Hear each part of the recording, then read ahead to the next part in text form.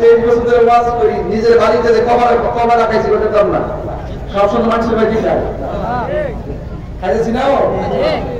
দিন যেতেছে, রাত যাইতেছে। তোর একটা কথা বলে দিতাম চাই, কবরের ভিতরে বন্ধু যাই বলি না, বান্ধব যাই বলি না, পেহা যাই বলি না, সম্পদ যাই বলি না, ওই তিনটে কাছে বেড়ে যান, কবর আগমন যাইব। সুবহানাল্লাহ বলে কি লেখা?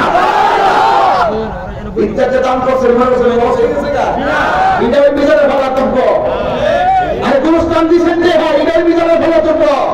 পরিবারের দান করছে, নিজেই উঠবো, মাহফিলে কে হাদিসে নিজে উঠবো, মা বাপকে খেদমত করতেছে, নিজেই যাইব কথা করতে।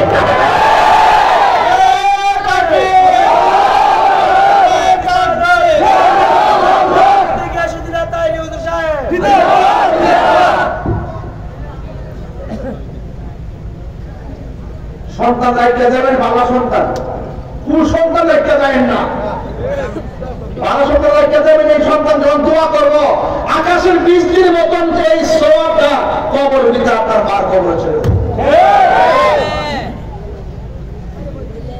দিন একই, পরিকাঠামো একই, আয় বই একই, হায়াত শেষ, কিন্তু আসল ঘরের নাম কি? বিল্ডিং না কবর? আল্লাহ বলছে আমি তোরে জীবন দিছি, এই জীবন ভাই আমরা আল্লাহরে ভুলে যাই। যে জীবন দিলে হেরেই ভুলে যেতেছি, তাহলে আমার মতো নিমক খারাপ কি পৃথিবীতে কেউ আছে? যে আল্লাহ একটু ফেরি বার্তা দিয়ে রাত্রেবেলা ঘুম করতো, আসমানটা পার করলে বলদের বাস দিয়ে ঠিক দেয়, কিন্তু আল্লাহ বাসায় রায় দিকে না।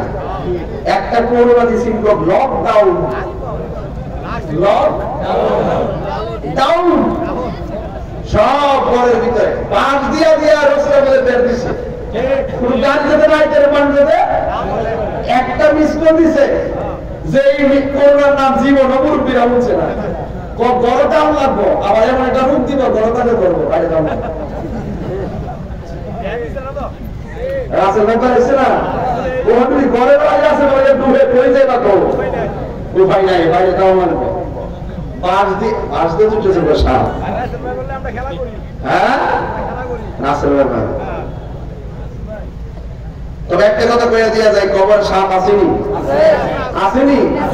দেখা যা সব দিকে বন্ধ, কেমনে ডুবে লোহাকারা বান্দারে সোজা হয়ে যাও। আল্লাহ কয় আমি তোরে জীবন দিছি, জীবন দেওয়ার পরে আমার কাজ কি? আল্লাহ বলছেন আমি তোরে কেন জীবন দিছি শোন, কোরআন শরীফ খেলো তেলাওয়াত করে কি খারাপ লাগবে? আমি যখন তেলাওয়াত করবো আপনারা দিলটা খুলে আল্লাহর ডাক দিবেন, এই ডাকের কারণে দেখবেন গুরুস্থানে কবর আযাব মাফ হয়েছে। কেউ মারে মা ডাক দিলে মার মায়া লাগেনি? তা আল্লাহর ডাক দিলে আল্লাহ মায়া লাগবে না? এরিয়া শুনছেন ইনশাআল্লাহ। ওয়া মা খালাকুতুল জিন্না ওয়াল ইনসা ইল্লা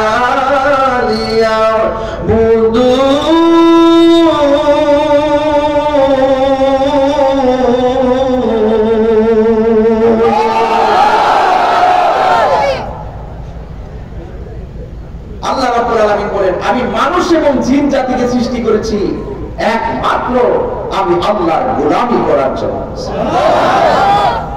আল্লাহ রাব্বুল আলামিন বলেন বান্দা আমি তোরে জীবন দিয়েছি, আমি আল্লাহর গোলামি করার জন্য তোরে জীবন দিয়েছি, তুই আমার গোলামি করবি।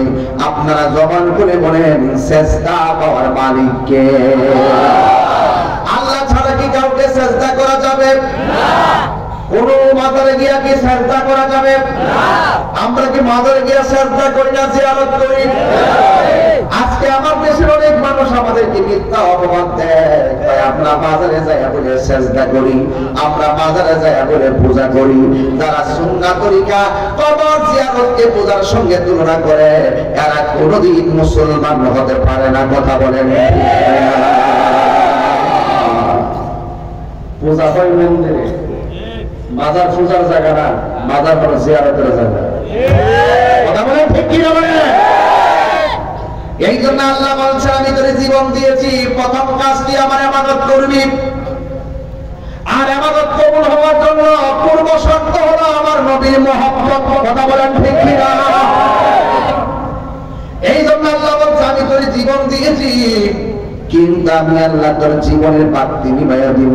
কি দিয়া নিবাইবা? আল্লাহ বলেন সুম্মা ইউমীতুকুম, অতঃপর আমি আল্লাহ তোর মৃত্যু দিয়া তোর জীবনের বাতি নিবাইয়া দিব।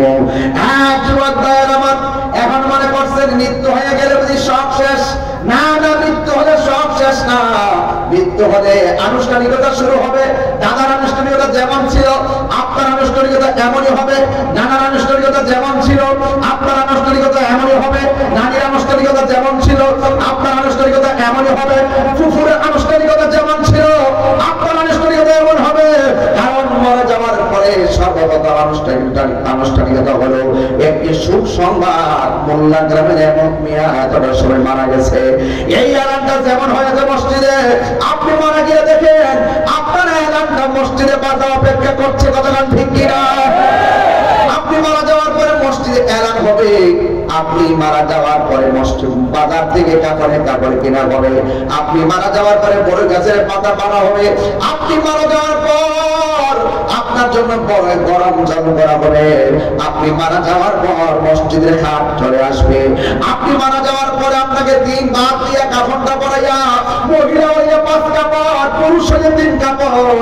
জীবনে কতবার শুনছেন পুরুষের কাপড় কেন 5টা, মহিলার কাপড়, পুরুষের কাপড় কেন 3টা, মহিলার কাপড় কেন 5টা?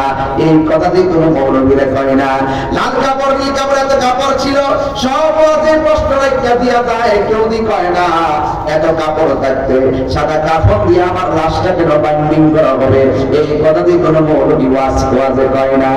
এই যুবক ভাইয়ের আমার, ওই পাতারে গরম জল করবে, এত পাতা আছে দুনিয়ার জমিনে, অন্য কোনো পাতা দিয়া গরম জল করা হয় না, বড়ি পাতার জল দিয়া যেন গরম জল করা হয়। এই কথা যে কোনো মৌলবীরা করে না। এই জন্য যুবক ভাইয়ের আমার, ভালো করে হাঁটি পাত্রের ভিতরে ডুব দেন। দাদার আনুষ্ঠানিকতা আমার আনুষ্ঠানিকতা অপেক্ষা করতেছি। আপনারা জবান খুলে গন, শেষ গোসলটা দেওয়ার পরে, গোসলটা দেওয়ার সময় নাক দিয়া তুলা ঢুকাই কি ঢুকাই না, কান দিয়া ঢুকাই কি ঢুকাই না?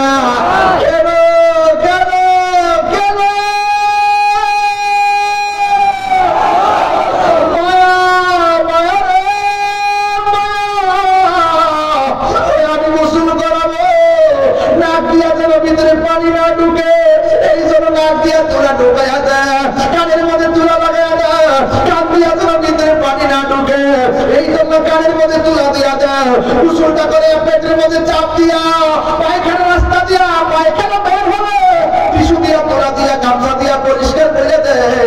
কত মজা আমার আদর বিরাসে গোসলটা করে দিই। ও বন্ধুরে, ও মোল্লার বাবারা, ও আমার সাথোয়ার বন্ধুরা, এত মায়া করে তোমার আমার গোসলটা যখন দেয়, মানুষগুলা চতুর্দিকে কাপড় টানা দেয়, এই চতুর্দিকে না জানি কোন দিন আবার কাপড় টানা লেগেছে, না জানি কোন দিন ওই মোল্লা বাজারের কাপড়ের কাপড় আমার জন্য রেডি হয়ে যায়। ও যুবক, আল্লাহ বলতেছেন আমি আল্লাহ তোর জীবনের 4টা জীবনের বাতি মরণ দিয়ে নিভাইয়া দিব। যেই মাত্র জীবনটা চলে যাবে, এই দেহের মূল্য নাই, এই দেহটা দেখার জন্য কেউ আসে না। 2-4 মানুষ লাইন ধীরে ধীরে আসে, এসে আবার চলে যায়। জানাজার ময়দানে নামাজ পড়তে সবাই যায় না, যাই মানুষ যায় আবার দৌড়াইয়া চলে যায়।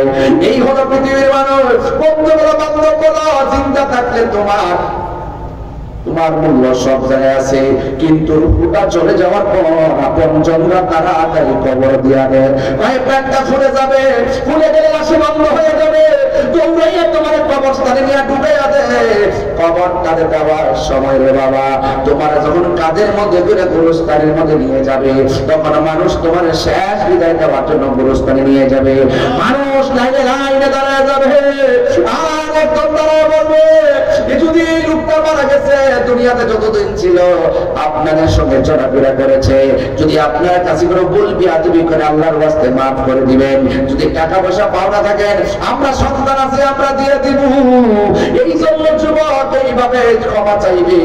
আমার কথা হলো বাবা, আমার লাশের পাশে দাঁড়াইয়া আরেকবার দাঁড়াইয়া ক্ষমা চাইতো কি লাগিয়া? দুনিয়াতে থাকতেই ক্ষমা চাইয়া যাবো, দুনিয়াতে থাকি আল্লাহর কাছে তওবা করে যাবো। কথা কোন ঠিক কিনা? সবাই আওয়াজ করে এখন হে আল্লাহ, মানিনা জোরে করে হে আল্লাহ, আরো জোরে হে আল্লাহ।